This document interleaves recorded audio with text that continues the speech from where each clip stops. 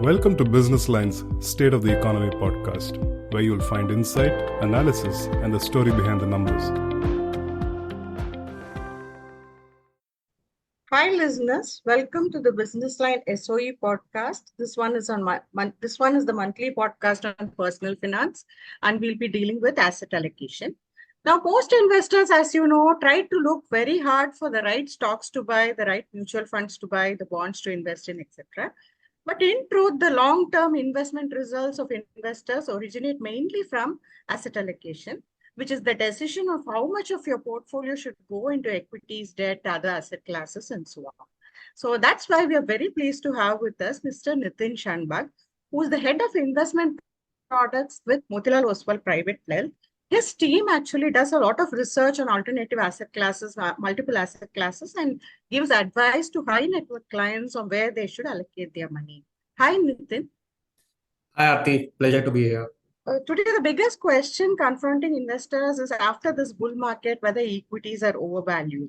So if you look at the asset allocation models that are followed by mutual funds in their balanced advantage schemes, etc., they tend to use the Nifty's price earnings ratio or the price to book ratio in order to make decisions on moving from equity to debt. So when you look at such models or valuation ratios, do you feel that this is a good time to book profits on equities and perhaps move a little bit to debt?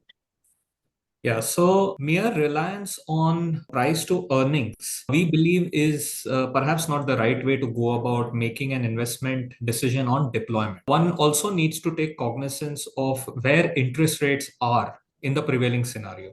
And that's why we at Motilal Oswal Private Wealth have actually put together our own proprietary indicator, which uses not just the price to earnings and price to book, but also factors in what relationship bond yields have to the equity yield at that point of time. And today, as we speak, Aarti, the situation as far as large caps are concerned, we believe that large caps are still in fair valuation zone, right? We do feel that mid and small caps, at least at the index level, have risen far above their long-term averages, which is also somewhere captured in their forward price to earnings ratio. And hence, there are pockets of exuberance in the market, which we feel need to be accounted for. At the same time, what we are saying is that this is a good time to get into equities because of the very robust trend of earnings growth. Ever since the COVID pandemic, you have had 3 consecutive years of double-digit earnings growth in India, which has never happened before in its history. And fiscal year 2024 might just see the 4th consecutive year, right? And that incredible amount of earnings is lending cushion to valuations. So we believe in summary, that from a deployment perspective, one needs to have a bias towards multi-cap and large cap strategies. If one is overweight in their portfolio in mid and small caps, I think there is some room to book profits, if at all. But if incremental allocation needs to be done to those segments, I would suggest investors to stagger out their investments over a period of time. But considering the healthy earnings outlook, and the positive outlook that we have on India, in relation to world growth, this still continues to be a good time to invest into equities. Great. That's somewhat a contrarian perspective because we are hearing a lot of talk about valuations being expensive and so on. So that's a good perspective to have. We've seen that if investors actually enter at sort of market highs, lifetime highs, etc., if it turns out to be the bull market peak, then it can take time for that equity investment to deliver good returns. For example, investors who entered in 2007 peak, actually, the CAGR returns would be 8 or 9% at the index level. So do you think for people who enter today, they need to have a fairly long horizon, and what would that horizon be?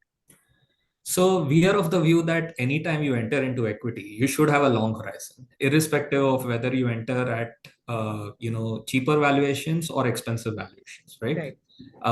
Like I mentioned before, from a Nifty perspective, the valuations are the same as the long-term averages. So they do not look too expensive, although market levels may be at all-time highs, but valuations are supported by earnings growth. I would recommend any equity investor to come with a minimum 3-year investment horizon, right? Okay. And one must take into account this, that at least in the last 20 years or so, which have seen multiple market cycles, interim corrections in any calendar year of between 10 to 20% is an order, right? So that one cannot escape, and hence whenever one invests, one needs to understand that the equity markets are can be volatile, but they are the most powerful compounding machine, right? So the longer you stay invested, your earnings will support, and at some point of time there may be price re-rating or de-rating. But when you enter, irrespective of where valuations are, the most important thing to do is choose your investments wisely, right? So whether you're investing into mutual funds or any other form of equity platforms, it's important to select the right managers, ensure that you have a diversification of investment styles in your portfolio. Merely diversifying across multiple funds will not necessarily give you the diversification benefit. It's important also to have complementing investment styles in the portfolio. And like I said, have a minimum of 3 years investment horizon. So it is rarely that both bonds and stocks offer investing opportunities. And today we seem to be at one such juncture, because interest rates in India have gone up significantly from the COVID lows. And today you see 10-year G-Secs and even longer term G-Secs offering 7.4% or so. AAA bonds are at 7.8 or so, which is also the good yield, I feel. So in terms of debt, how does the investor make this decision? Because should you go for the long term or should you go for short term? Because at the other end, we're also seeing commercial paper, etc., yielding very decent returns. Yes. So one thing that all investors in fixed income markets should know, that there has been a change in taxation for fixed income mutual funds since 1st of April, right? So there is no concept of long-term capital gains as far as pure mutual funds are concerned. Coming to your question, the yield curve today is pretty much flat. If you are getting, for a 3-month paper, you could be getting 7%, and also at the 10 years, you are getting 7%. So there is hardly any term spread, as we like to call it, right? In such a situation, one needs to have investments across multiple categories while also trying to build up some kind of tax efficiency. Now, what is our current view on fixed income? We believe that interest rates in India are likely to trend lower, perhaps not immediately, but maybe over the next coming year or maybe over the next couple of years. And that is basically based on what we are seeing globally. The US Fed is already mentioning a few rate cuts in calendar year 2024. From an India perspective, our inflation is in control. Our current account deficit is fairly manageable. We are sitting on very healthy forex reserves as well. We are on a path to fiscal consolidation. And more importantly, in October 2023, the JP Morgan Emerging Bond Index included India within its total framework, right? So that will also lead to foreign inflows coming into the debt market. So we do believe that the long-term GSEC is a very good investment opportunity today as one of the categories to invest in within your overall fixed income portfolio. We also believe that in addition to that, now whether you invest in through pure GSEC bonds, or you can invest also in a combination of GSEC funds, right? So that is one portion of the entire piece. You could also support that through investment into multi-asset funds. Now, there are two kinds of multi-asset funds that I would recommend investors to look at. One is the equity savings fund. Now, this category typically has anywhere between 25 to 30% in pure equity. The other 30 to 35% is in pure arbitrage, and the rest is into fixed income, right? So it becomes a very good fixed income substitute without too much of volatility, but it offers you the benefit of long-term capital gains tax at the end of 1 year, which is taxed at 10%, right? And the third category of mutual fund is the multi-asset fund, right? Yeah. Where, typically you would have some portion into equity arbitrage and the remaining into fixed income, right? Um, as per the normal categorization rules, if a fund has a minimum of 35% in equity, but less than 65%, then that fund gets categorized as, or the long-term capital gains tax will actually be 20% with indexation. Yeah. So there are funds like those also which investors can invest into. And lastly, one should also look at some of these alternate investment horizons like REITs or InvITs, or even some of these private credit funds for HNI and ultra HNI kind of investors. And you need to have a combination of all of these strategies to ensure that your fixed income portfolio really does well from a risk reward perspective, as well as efficient taxation.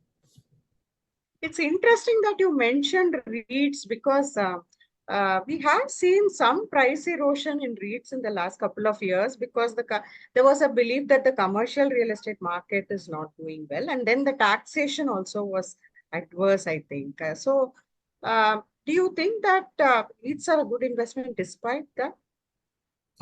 We believe that REITs are a very good investment solution from a long-term perspective. Again, here I would request investors to have a minimum of 3 to 4 years from an investment horizon perspective. The reason I say that they are a suitable option for fixed income investors is, one, they are a hybrid investment strategy, right? Which means that they give out a regular cash flow, right? And whenever the real estate cycle is in an upturn, one can expect some amount of capital appreciation also to play out over the next 3 to 4 years. And today in India, we are facing that upturn within the real estate sector after a long period of time. That sector has gone through a lot of disruption. But post-COVID, we have seen a revival in residential real estate because of rising demand for having larger houses. So at least in the top 7 cities, we have seen a tremendous comeback, and that demand is likely to sustain itself over the next 4 to 5 years. Now, given whatever we are seeing within the sector that we live in, the services sector, and even the IT sector, we are finding that a lot of corporates are actually starting to go back to work from office from the erstwhile work from home culture. So at some stage, this is going to reflect into commercial real estate as well. And like I said, the fact that REITs give you this dual benefit of stable income plus potential capital appreciation, it can be a very, very good value add within fixed income portfolios. What about the taxation of REITs? It's a bit complex, right? So there are pretty much two forms of taxation that I'd like to elaborate on. One is the capital gains aspect of things. So if you hold any REIT for more than 3 years, then it classifies as long-term capital gains and you get a 10% capital gains tax on that. If you sell any REIT within the 3-year time period, then that qualifies for short-term capital gains tax at 15%. Any income that the yield or the REIT provides is also taxable depending on the nature of the income. So if a REIT gives cash flow under the heading of dividend, then that dividend is tax-free in the hands of an investor. And if it is in the nature of interest income, that interest income is taxable in the hands of the investor at his marginal rate of tax. So hence, when investing into the REITs, one needs to be mindful of which are the REITs which actually provide a higher dividend yield to you, right? And choose your investments accordingly. Now, coming to gold, gold should have performed well during COVID, and we've had two wars. We had Russia, Ukraine, and Israel, Hamas. But you find that gold prices have not shot up really. I mean, they have performed okay, but they've not really shot up. Why do you think the performance has not been so great? And what do you think is the outlook, and what should be the allocation to gold? So if you actually look at calendar year 2023, in INR terms, gold is up 15%, right? So it's a misnomer that gold actually hasn't performed. Maybe Although, compared to equities, we are finding it. yes, absolutely. And equities are obviously done far Yeah, better. yeah. Having said that, for us, gold is an asset which is more like a hedge to risk assets, right? Okay. And we believe that investors who hold a higher proportion of risk assets in their portfolio, which is predominantly equities, Mm. then one should ideally have between 10 to 15% of gold in such portfolios. Now, the way to participate in gold, the most efficient way we believe is through sovereign gold bonds, Mm. right? Because these bonds, if you hold them till maturity, which is 8 years, then there is no long term or no capital gains whatsoever, right? Mm. These bonds also provide you a 2.5% per annum interest, right? So think about it this way, that if you invest into a sovereign gold bond issue, you're actually buying gold 20% cheaper at a pre-tax level, because Mm. 2.5% comes to you as coupon for the next 8 years. So that Right. accumulates to Oh, 20. that's a good way to look at it. Yes. Yes, so that is how we actually advise Mm. investors. Of course, you can also invest through the gold ETFs or the gold funds. Now, because it is a hedge against extreme volatility, Mm. whenever the equity markets go through heightened volatility is when we actually see gold doing well. For Mm. example, in the past, it has done well during the global financial crisis of 2007. Mm. Even during the COVID period, starting from March 2020, gold did actually well. In the last 4 to 5 years, you have had a lot of geopolitical events, as you mentioned, and you have had other such events which, in part, have led to gold actually outperforming some of these risk assets. So we believe that, as I mentioned earlier, any portfolio which has a higher allocation towards equity or other such risk assets should have anywhere between 10 to 15% in gold. And one should ensure that one does not have a price target to it. Mm. You assume that gold should be part of the portfolio because it's a good inflation hedge, right? Mm. And it can deliver well when equity does not perform, right? Right. Because gold by itself neither has any cash flow nor any fundamental reason for it Yes. to go up and down. From an outlook perspective, lastly, I would say that the US markets or the US central bank has indicated that there could be certain rate cuts starting from CY24 onwards, right? Yeah. In such a situation, one is likely to see the US dollar depreciate in the short term. And the US dollar and gold have an inverse relationship historically. Mm. So if the US dollar does depreciate, then it augurs well for gold. So there is also one more reason for investors to participate. Right. I think US Treasury yields coming down also is good for gold, right? Is that also could be possibly linked to the dollar depreciation? Absolutely. That's Yeah. correct. Yeah. Right. So what about silver? I mean, it is a fairly volatile asset class from what I've seen, but today you have the ETF route to participate in it. So do you advise silver at all as a part of the allocation, or is it a special case kind of? I think silver, as opposed to gold, cannot be part of core allocation. It necessarily has to be tactical. Reason being that historically, silver has exhibited as high a volatility as equities, right? It Hmm. is also an industrial metal, so typically it tends to do well whenever there is a upheaval in the capex cycle within any economy, right?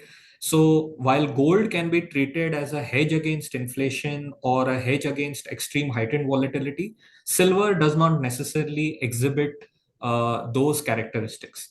And hence, from a strategic portfolio allocation, we tend to prefer the key asset classes, which are equity, fixed income, and gold, as opposed to silver.